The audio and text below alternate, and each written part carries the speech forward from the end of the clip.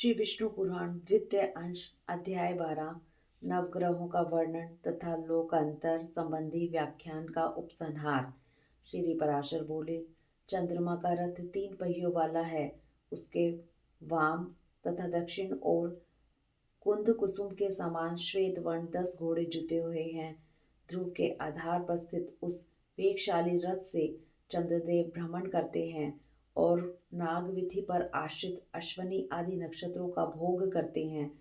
सूर्य का समान इनकी किरणों के भी घटने बढ़ने का निश्चित क्रम है।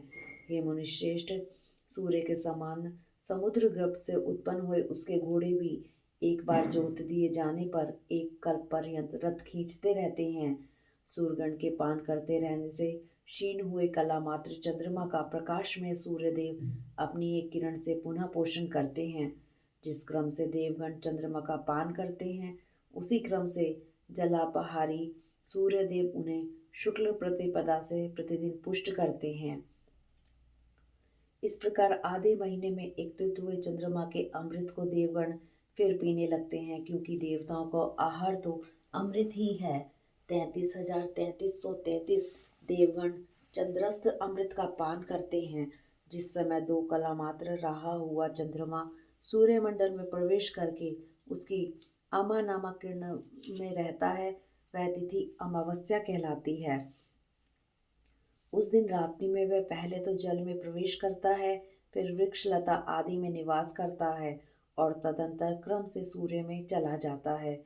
वृक्ष और लता आदि में चंद्रमा की स्थिति के समय अमावस्या को जो उन्हें काटता है अथवा उनका एक पत्ता भी तोड़ता है, तो उसे ब्रह्म हत्या का पाप लगता है।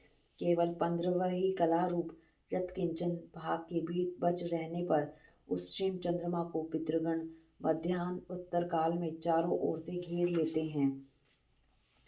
उस समय उस द्विआकार चंद्रमा की बची हुई अमृतमयी 1 कला का वे पितृगण पान करते हैं। अमावस्या के दिन चंद्र राशि से निकले हुए उस सुधा अमृत का पान करके अत्यंत तृप्त हुए सौहद्र, सौम्य, बहिर्षद और अग्निश्वाता 3 प्रकार के पितृगण 1 मास पर्यंत संतुष्ट रहते हैं। इस प्रकार चंद्रदेव शुक्ल पक्ष में देवताओं की और कृष्ण पक्ष में पितृगण की पुष्टि करते हैं और अमृतमय शीतल जल कणों से लता वृक्ष आदि का और लता औषधि आदि उत्पन्न करके तथा अपनी चंद्रिका द्वारा आहादित करके वे मनुष्य, पशु एवं कीट पतंगे आदि प्राणियों का पोषण करते हैं। चंद्रमा के पुत्र बुध का रथ वायु और अग्नि में द्रव्य का बना हुआ है। उसमें वायु के समान वेगशाली 8 पीशंग वर्ण घोड़े जुते हैं। वरुद, अनुकर्ष, उपांग संग और पताका तथा पृथ्वी से उत्पन्न हुए घोड़ों के सहित शुक्र का रथ भी अति महान है तथा मंगल का अति शोभायमान सुवर्ण निर्मित महान रथ भी अग्नि से उत्पन्न हुए पद्म रागमणि के समान अरुण वर्ण 8 घोड़ों से युक्त है।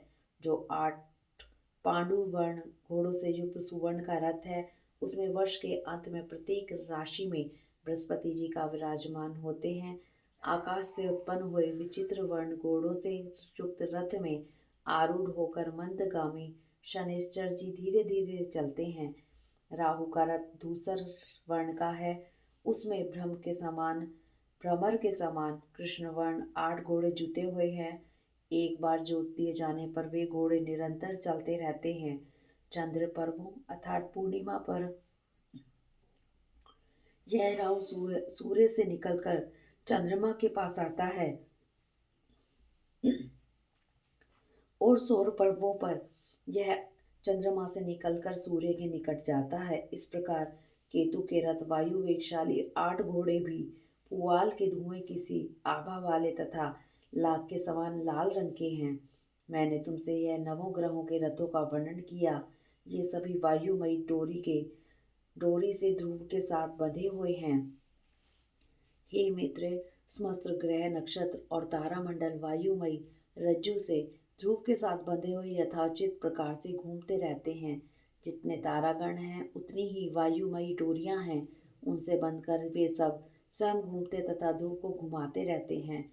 जिस प्रकार तेली लोग स्वयं घूमते हुए कोहलू को भी घुमाते रहते हैं, उसी प्रकार समस्त ग्रहगण वायु से बंधकर घूमते रहते हैं, क्योंकि इस वायु चक्र से प्रेरित होकर समस्त ग्रहगण आलात चक्र के समान घूमा करते हैं, इसलिए यह प्रवाह कहलाता है। जिस शिशुमार चक्र का पहले वर्णन कर चुके हैं तथा जहाँ ध्रुव स्थित है, हे मुनिश्रेष्ठ, अब तुम उसकी स्थिति का वर्णन सुनो।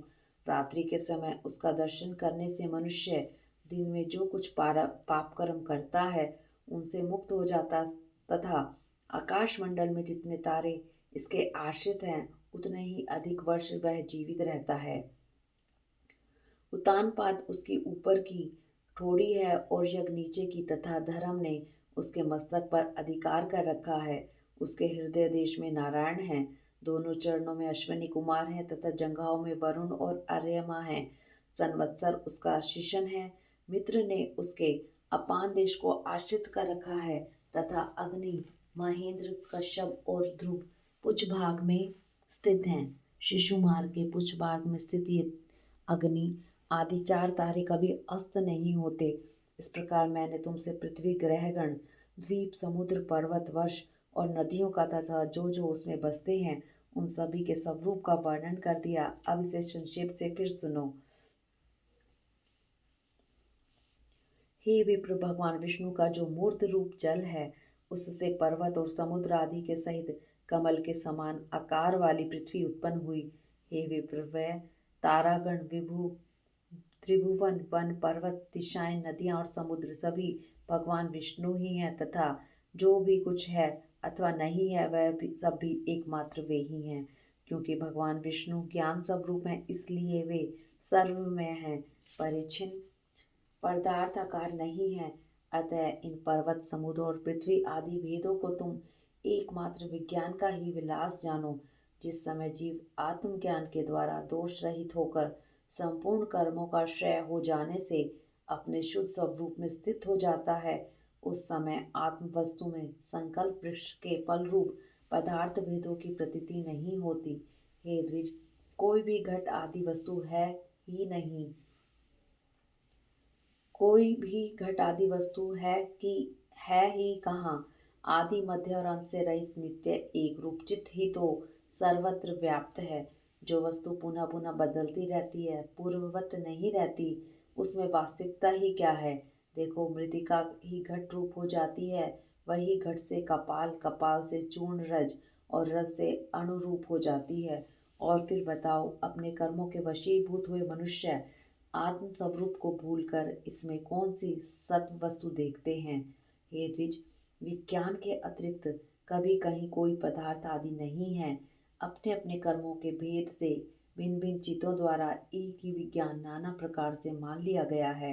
यह विज्ञान अति विशुद्ध, निर्मल, निशोक और लोभ आदि समस्त दोषों से रहित है।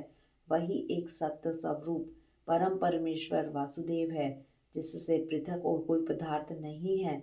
इस प्रकार मैंने तुमसे यह परमार्थ का वर्णन किया है। केवल एक ज्ञान ही सत्य है, उससे भिन्न और सब असत्य है। इसके अतिरिक्त जो केवल व्यवहार मात्र है, उस त्रिभुवन के विषय में भी मैं तुमसे कह चुका हूँ। इस ज्ञान मार्ग के अतिरिक्त मैंने कर्म मार्ग संबंधी यज्ञ, पशु, वहिन, समस्त ऋत्विक, सोम, सूर्यगण तथा स्वर्ग में कामना आदि का भी दिग्दर्शन करा दिया। भूलोक आदि के संपूर्ण भोग इन कर्म कलापों के ही फल हैं।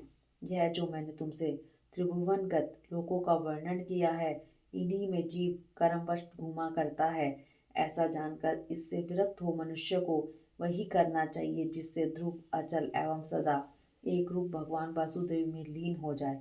इति श्री विष्णु पुराणे द्वितीय अंशे द्वादश अध्याय।